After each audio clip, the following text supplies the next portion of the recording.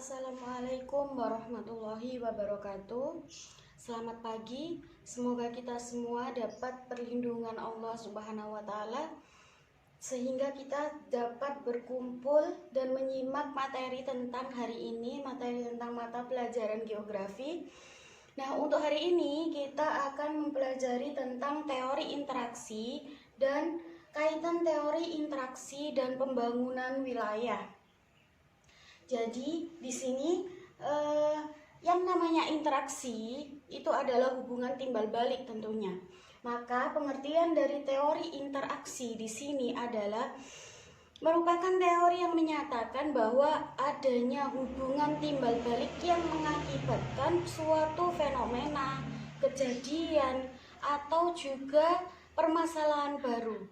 Jadi di sini hubungan timbal balik ini atau interaksi ini akan menimbulkan permasalahan baru atau fenomena yang baru dari dampak adanya suatu interaksi. Contohnya saja begini, Kota Lamongan dan Kota Gresik. Kota Gresik merupakan kota industri. Jadi interaksinya terhadap Kota Lamongan akibatnya banyaknya tenaga kerja dari Kota Lamongan yang menjadi tenaga kerja di Kota Gresik. Imbasnya untuk Kota Gresik atau hubungan timbal baliknya tentunya ada imbasnya atau dampaknya untuk Kota Gresik, yaitu meningkatnya pertumbuhan perekonomian di Kota Gresik akibat adanya tenaga kerja dari Kota Lamongan. Itu yang dimaksud dengan hubungan interaksi atau hubungan timbal balik antara kedua wilayah yang menimbulkan gejala atau fenomena baru yang timbul akibat adanya interaksi tersebut. Nah, untuk teori interaksi ini kita akan mempelajari tiga teori interaksi. Nah, teori interaksi kita akan dari teori interaksi ini hari ini kita akan pelajari tiga teori interaksi. Yang pertama adalah teori gravitasi. Nah, yang kedua kita nanti akan mempelajari teori titik henti. Dan yang ketiga nanti kita akan mempelajari teori grafik. Nah, yang pertama kita akan mempelajari tentang teori gravitasi terlebih dahulu. Teori gravitasi pertama kali dikemukakan oleh fisikawan atau ahli fisika yang bernama Sir Isaac Newton pada tahun 1687. Nah, Isaac Newton ini menyatakan bahwa ketika dua benda memiliki massa, maka dua benda tersebut akan memiliki gaya tarik-menarik antar satu benda dengan benda yang lainnya. Nah, gravitasi itu kan tarik-menarik. Lalu ilmu ini atau teori ini dikembangkan oleh ahli geografi yang bernama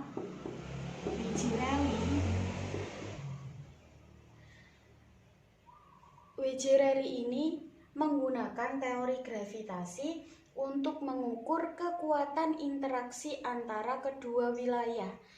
Jadi seberapa kuatkah interaksi itu antara satu wilayah dengan wilayah lainnya. Nah, wilayah ini bukan hanya satu wilayah dengan satu wilayah, tetapi juga satu wilayah dengan wilayah-wilayah yang ada di sekitarnya. Seberapa kuat interaksi penduduknya, seberapa kuat penduduk itu untuk melakukan mobilisasi atau perpindahan penduduk dari satu wilayah ke wilayah yang lainnya. Nah, itu digunakan rumus teori gravitasi sebagai pengukurnya. Bagaimana caranya mengukur? Nah, kita akan menggunakan rumus teori gravitasi. Nah, rumus untuk teori gravitasi yaitu gravitasi. Rumus teori gravitasi I A B sama dengan PA kali PB per JA sampai B dikuadratkan. Nah, di mana I, A, B merupakan interaksi antara wilayah A dengan wilayah B. Kemudian PA merupakan jumlah penduduk wilayah A. Kemudian PB merupakan jumlah penduduk wilayah B. Nah, JA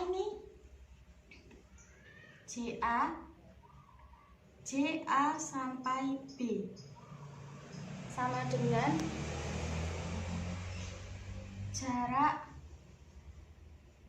antara wilayah A sampai wilayah B. Nah, ini adalah rumus dari teori gravitasi.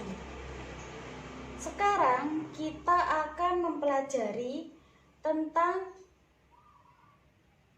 teori gravitasi ini ke dalam suatu bentuk cerita, atau kita akan mencoba untuk mengerjakan soal yang berkaitan dengan teori gravitasi ini. Nah, sudah, silahkan dicatat rumusnya. Ini adalah rumus teori gravitasi. Kemudian kita akan mengerjakan permasalahan atau contoh soal dari teori gravitasi ini.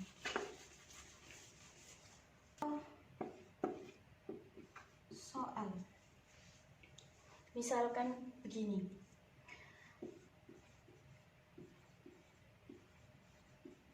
Penduduk wilayah kota Lamongan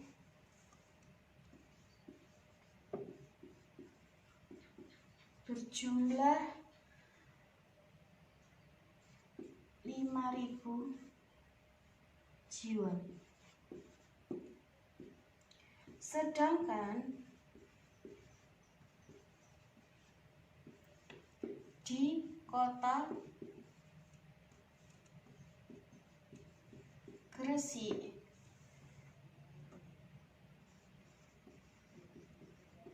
jumlah penduduk adalah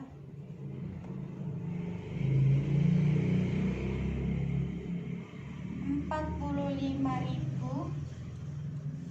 jiwa.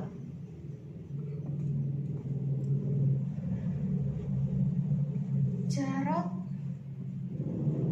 antara kota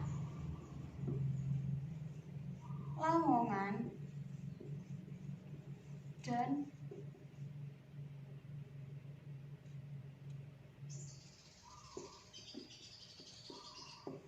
Gresik adalah 50 km. Kemudian pertanyaannya, berapakah kekuatan interaksi dari kota Lamongan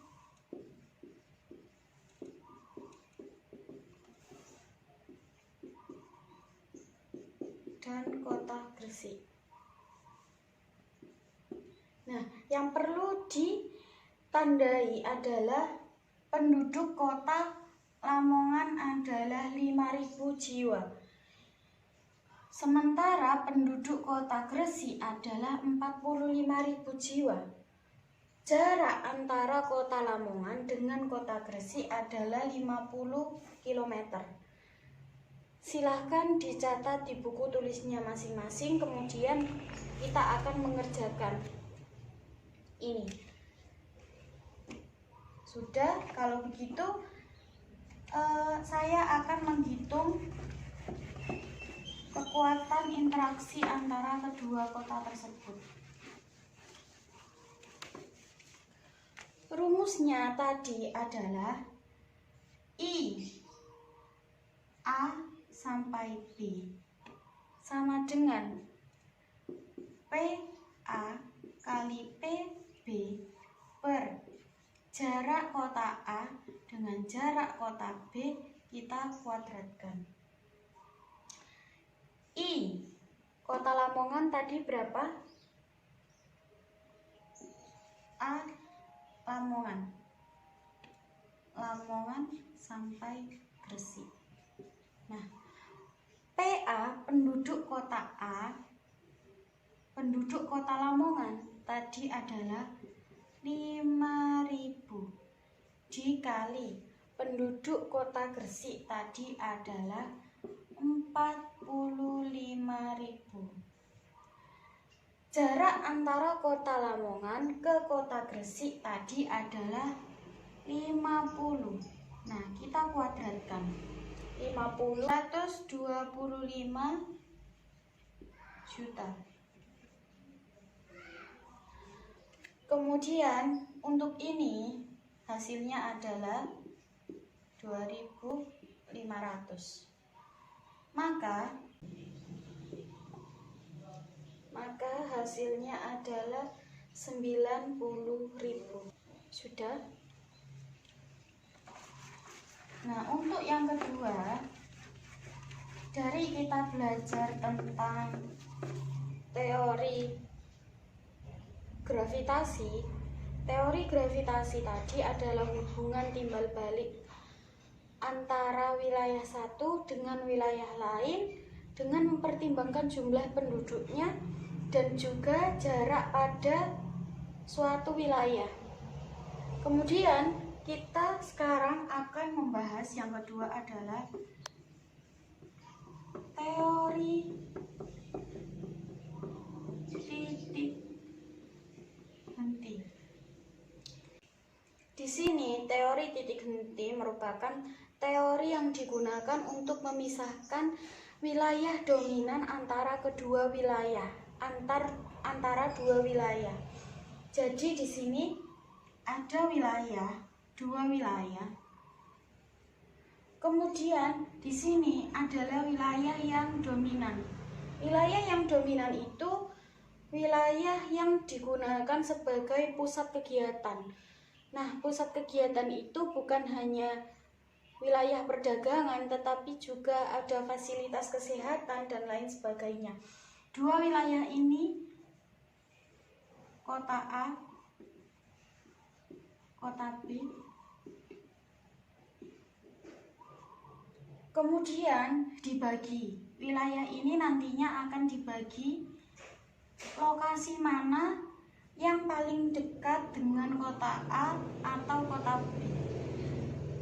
Teori ini juga digunakan sebagai pertimbangan untuk menentukan lokasi industri, lokasi sarana dan prasarana baik itu kesehatan, transportasi, dan lain sebagainya. Jadi nanti di mana lokasi tersebut akan dibangun, apakah di sini, ataukah di sini, ataukah di sini. Nah, ini akan dibahas nanti di teori titik henti. Bagaimana cara kita menghitung lokasi itu untuk didirikan? Kita akan menggunakan rumus teori titik henti. Nah, rumus teori titik henti yaitu DAB sama dengan DAB dikecil A sampai B per 1 plus akar PA per PB. Nah, di mana DAB di sini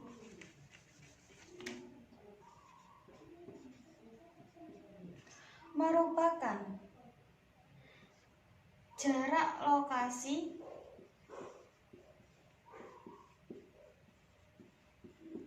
titik henti yang dinyatakan dalam satuan kilometer. DAB dikecil merupakan jarak wilayah kota A sampai B.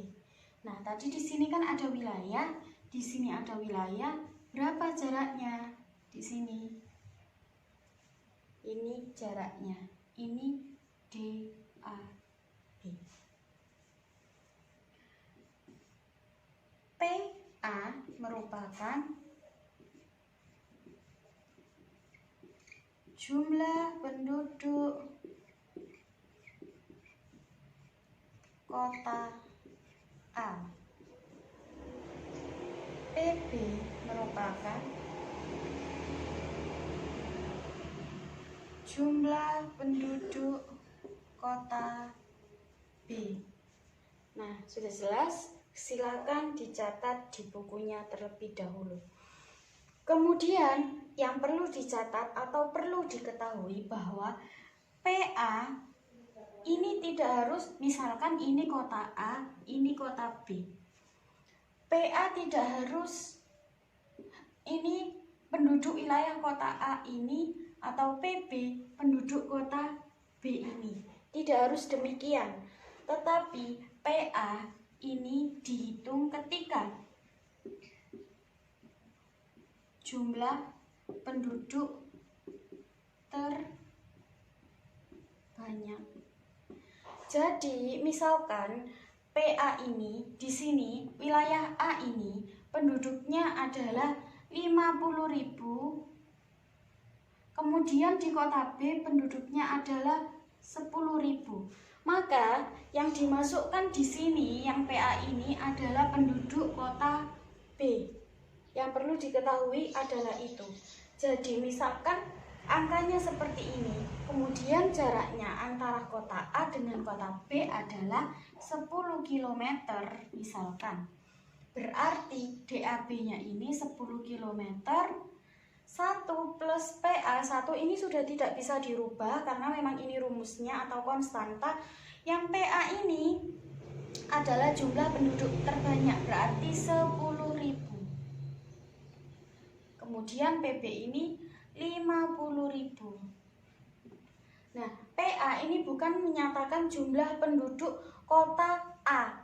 Kota A ini kota dengan penduduk terbanyak.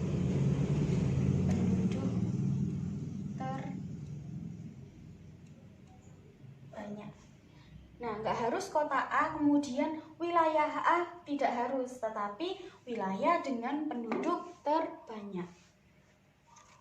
Nah, sekarang mari kita menghitung teori titik henti berdasarkan contoh soal.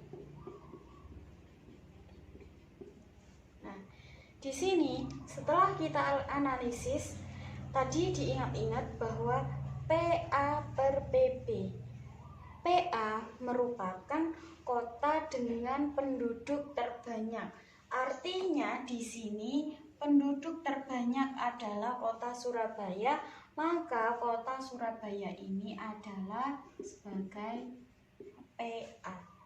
Kemudian wilayah kedua atau wilayah yang memiliki penduduk yang lebih kecil daripada kota Surabaya adalah kota Gresik yang memiliki penduduk 10.000 jiwa. Maka kota Gresik ini akan dijadikan sebagai PB. Kemudian jarak antara kota Gresik dan kota Surabaya adalah 30 km. Maka ketika kita masukkan ke dalam rumus, silahkan dicatat terlebih dahulu.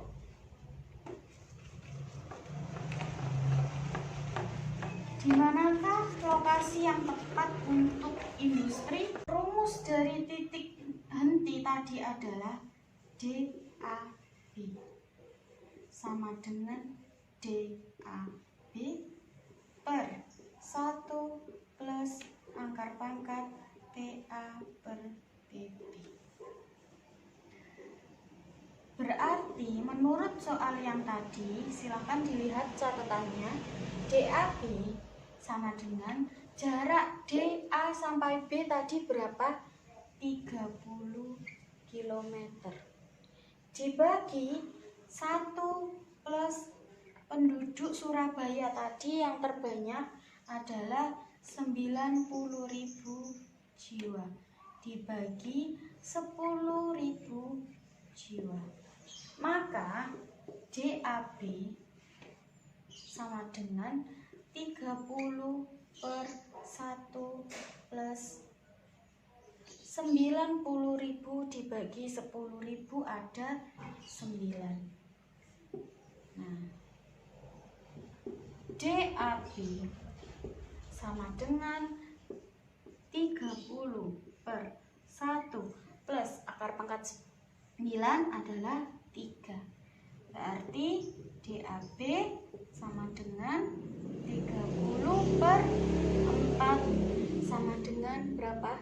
7,5 km.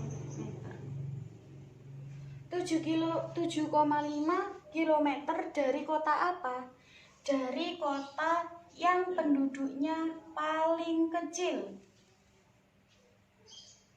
Nah, ketika tadi PA didahulukan penduduk yang kota dengan penduduk yang paling banyak, maka ini 7,5 adalah terhitung dari kota yang memiliki, ini jaraknya tadi 30 km, yang memiliki penduduk yang paling kecil. Tadi Surabaya ada 90.000 jiwa. Kemudian Gresik memiliki penduduk 10.000 jiwa.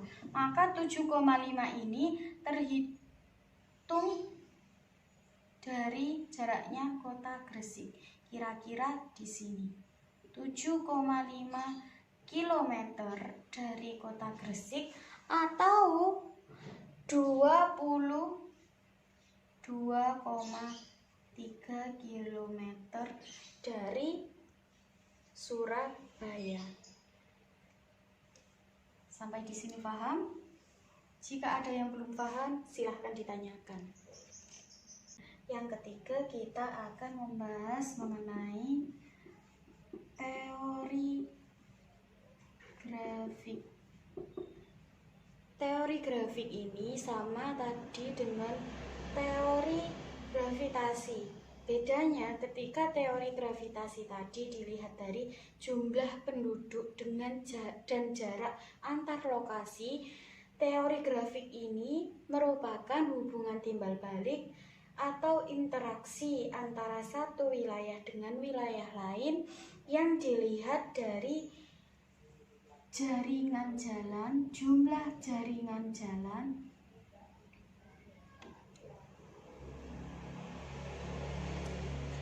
dan yang kedua adalah jumlah simpul wilayah. Jumlah simpul wilayah. Jumlah simpul wilayah ini merupakan jumlah kota yang ada di suatu wilayah.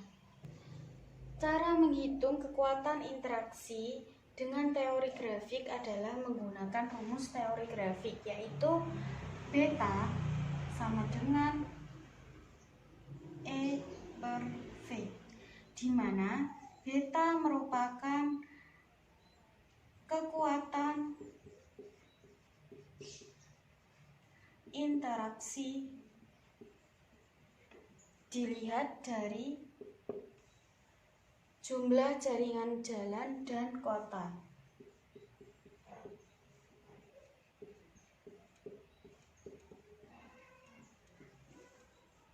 Kemudian E merupakan jumlah jaringan jalan dan V merupakan jumlah simpul wilayah. Nah, di sini jumlah jaringan jalan itu yang seperti apa? Ketika nanti contoh soalnya seperti ini.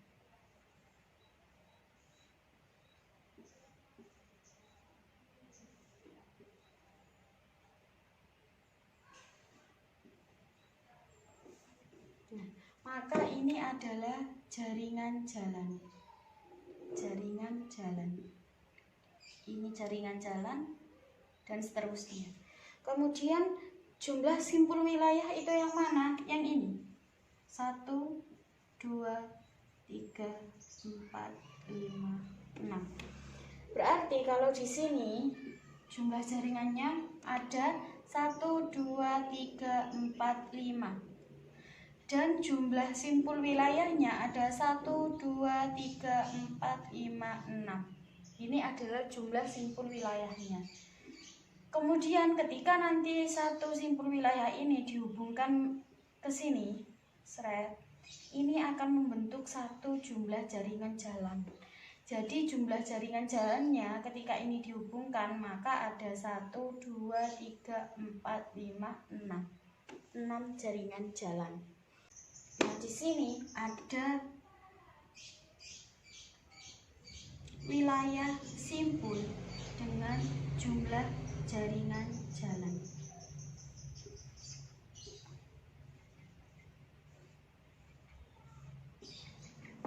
Nah, sekarang mari kita hitung wilayah simpul dengan jumlah jaringan jalannya. Tadi jumlah jaringan jalan disimbolkan dengan E. Mari kita hitung jumlah jaringan jalan yang ada di gambar ini. 1, 2, 3, 4, 5, 6, 7. Jumlah jaringan jalannya adalah 7. Sekarang berapakah jumlah V atau jumlah simpul wilayahnya? 1, 2, 3, 4, 5, 6, 7, 8. Maka jumlah V-nya ada 8. Maka B-nya ada berapa? Atau nilai konektivitas pada gambar di atas atau wilayah tersebut adalah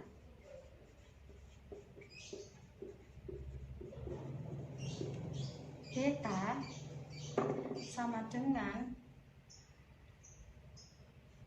E per V sama dengan 7/8 sama dengan 0,875. Nah, ini adalah nilai konektivitas dari wilayah ini adalah 0,875. Jadi itulah tadi kita sudah mempelajari 3 teori interaksi dan kita sudah membahasnya beserta contoh soalnya. Lalu kemudian kita sekarang mengetahui untuk apa geografi membahas mengenai 3 teori interaksi ini. Manfaatnya untuk apa sebagai pembangunan wilayah? Manfaatnya untuk banyak sekali ya. Untuk pembangunan wilayah sendiri, teori-teori ini biasanya digunakan sebagai penentu atau penentu lokasi tata ruang. Seperti contoh, misalkan kita membangun restoran, ataukah kita juga membangun rumah sakit atau puskesmas, kita mempertimbangkan menggunakan 3 teori interaksi ini. Tujuannya untuk apa? Agar kita membangun suatu sarana dan prasarana itu secara adil. Secara adilnya itu tadi berdasarkan jumlah penduduk dan jaraknya. Maka kaitan ketiga teori ini dengan pembangunan wilayah adalah sebagai penentu atau penataan keruangan agar sarana dan prasarana tersebut dibangun pada lokasi yang tepat. Seperti itu anak-anak.